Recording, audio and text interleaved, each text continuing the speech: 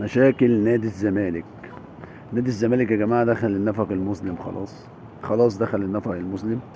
نادي الزمالك للأسف كان الفوز بيقلل من عنده حدة المشاكل شوية، ولكن خلاص أعتقد إن المشاكل بتاعة نادي الزمالك هتظهر للعلن. مفيش فلوس. النهارده وكيل بنتاج بيهدد إن هو هيشتكي الفيفا، الزمالك للفيفا، وعنده حق لأن الزمالك ما وفاش بوعده مع لعيبته. الزمالك قاعد يقول الزمالك كان بيكسب، فدي مسكنات للعيبه. 20 مليون القرض بتاع هشام نصر ده مش موضوع يخلي الزمالك يقدر يكسب اي حاجه.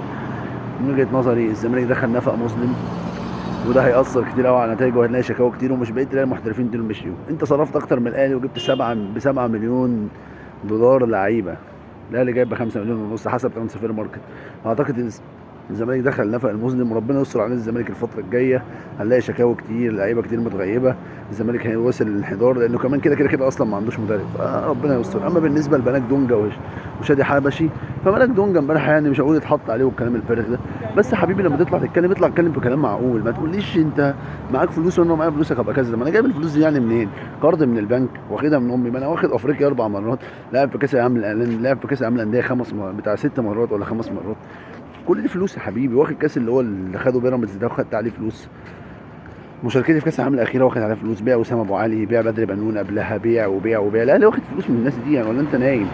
زي ما بقول لكم كده ان الزمالك دخل نفق المسلم، وهم هيطلعوا يحطوا لشماعات للشماعه بتاعت ان الاهلي بيتجامل، الاهلي بيتحابى الدوله ومش الدوله والكلام الفارغ ده. فانا بقول لكم يا جمهور الزمالك ما تمشوش ورا الانسياقات دي. الكلام ده مسكنات بيريحوكم بيه عشان يبين لكم ان الاهلي بيتجامل. الاهلي لا يجامل. غير التحكيم بيجامل الاهلي، بيجامل الاهلي ساعات، وبيجاملك انت كزمالك. انما هيتجامل من الدوله؟ انت الدوله سابت لك ارض اكتوبر 20 سنه. ولو انت طوق النجاه على راي سيد حبشي بالنسبه لك فرع واحد، فالاهلي عنده 4 فروع وهيفتح الخامس كمان وبيعمل الملعب. انت في فرق شاسع ما بينك وما بين الاهلي. حاول ان انت تغطيه بعيدا عن بعيدا عن تقول ان الاهلي بيتجامل. لو وصلك الفيديو ما تنساش تعمل لي شير ولايك سبسكرايب للقناه وتشترك. يا ريت تشترك، ادعموني.